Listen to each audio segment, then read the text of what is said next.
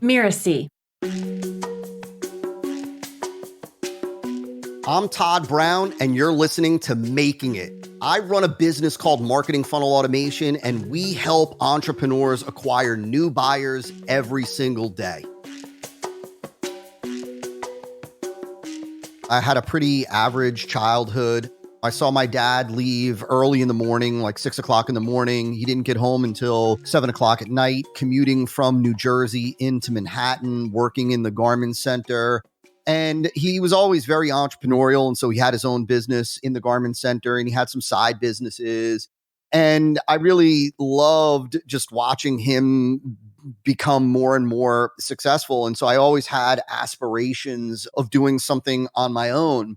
But physically, I was always such a small kid. I was always like underweight, very tiny. And so I was kind of, I was shy, reserved. I still am really today. And so I kind of was a little bit of a misfit. I think it was my way of probably trying to, garner some attention, always rebelling and talking in class. And then when I got to high school, I never wanted to bring books home because I thought that it would make me look cooler if I never brought books home like a knucklehead.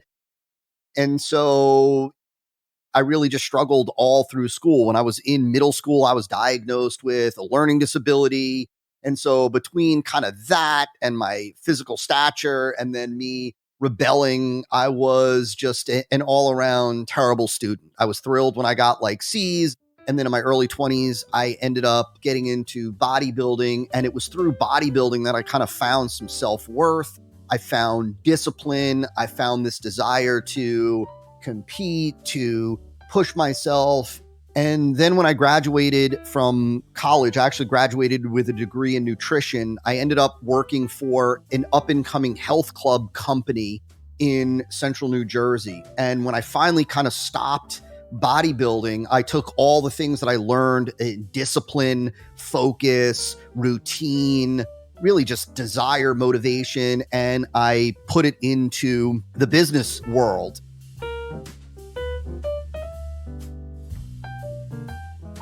Friends would say like, what the heck do you do? Like, what do you do, man? And I would always chuckle when they ask because I think fortunately I've been blessed to do okay financially. I've got a magnificent house. I drive whatever vehicle I want to drive. And at first it was, I think, neat. It made me feel good. Like, hey, that little dude who never got picked for sports, who barely graduated high school, who was diagnosed with a learning disability, the one who, the parent-teacher conferences, my parents would always leave and have to speak to me about what these teachers were saying about me, that it felt good for me to finally be able to say to my dad at the time before he passed and my mom, all right, like you can feel good knowing that I'm not a putz, at least not completely.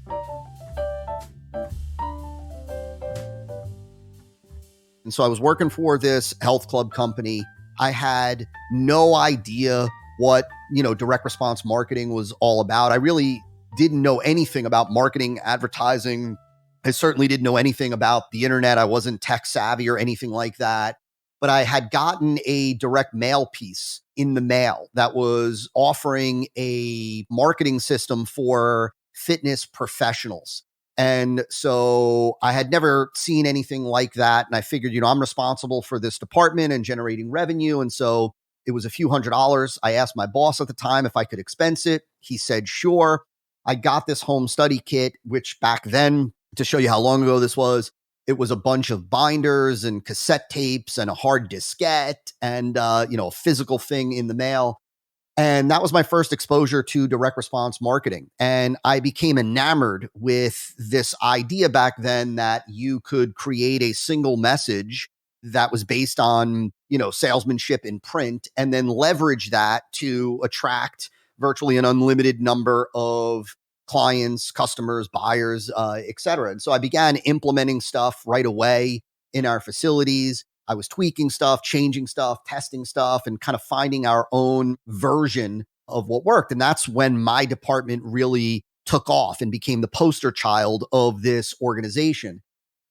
And so that's when I decided that I was going to put together a program for massage therapists, which we worked closely with in the health club arena.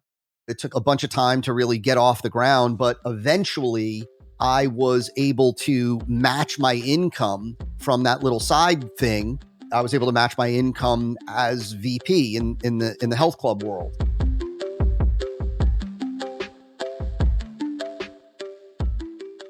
Well, so I'd love to say that I went full time and everything just took off like a rocket ship, but it certainly didn't happen that way. Like the typical entrepreneur, I mean, I had ups and downs along the way, but probably the biggest change for me came about when I had a buddy who was in the software business and he had a bunch of software for marketers. And so one day I just said, "Hey, you want me to share with your peeps what it is that we're doing, how we're doing it?" And he said, "Yeah." And so I got on this webinar for him, about a 90-minute webinar. And all I did from beginning to end was just share exactly how I put together this campaign and why I said what I said, when I said it, where I said it, how I positioned everything. I went through from beginning to end. So at the end of this 90 minutes, I said, "All right, thank you guys. See ya."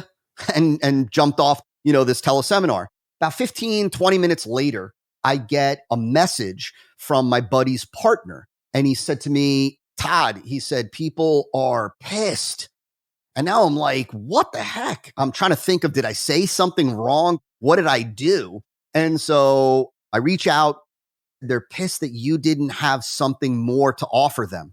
And so what I decided to do was I spent some time really kind of in introspection, really thinking about, would I be excited to help people learn more about creating the type of campaigns that I was creating that were doing really well? I decided yes. I put together a program, which was the first pretty deep program that I put together on how I do our marketing campaigns and all of our messaging and positioning and all that. A couple months later, we had another webinar. And then at the end of that teleseminar, I offered the program. It sold out before we wrapped up. And that was really the genesis of my main company today. That's what propelled me into the world of working with legitimate entrepreneurs that want to understand how to create marketing campaigns that acquire buyers predictably and consistently.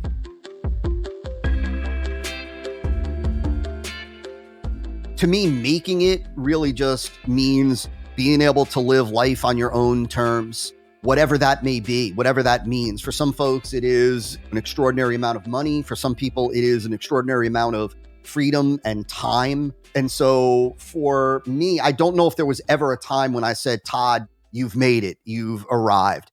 I've certainly had levels, milestones along the way where I was able to say, wow, I'm pretty proud of what it is that I've been able to accomplish, but there's always more to do and experience and more to give. And so I don't know if I would say that I've ever reached this definitive point where I said, "Todd, you've arrived." Look, you follow the herd and you get what the herd gets. You do what the average does and you get what the average gets, period. At the end of the day, right? If you want to be extraordinary, whatever that means, we're not talking being a billionaire per se, right? But if you want to have an extraordinary life, a life that is better than ordinary, well, you can't expect that to come about by ordinary actions, by ordinary means. In order to experience an extraordinary life, you have to be willing to step out. You have to be willing to do things different from the average. You have to be willing to take certain risks. You have to be a little bit bolder in your decisions. Again, if you follow what the average does, you're going to get what the average gets. If you don't want that, then you've got to be willing to step out and do things differently. I'm Todd Brown, and you've been listening to Making It. You can find me at toddbrown.me.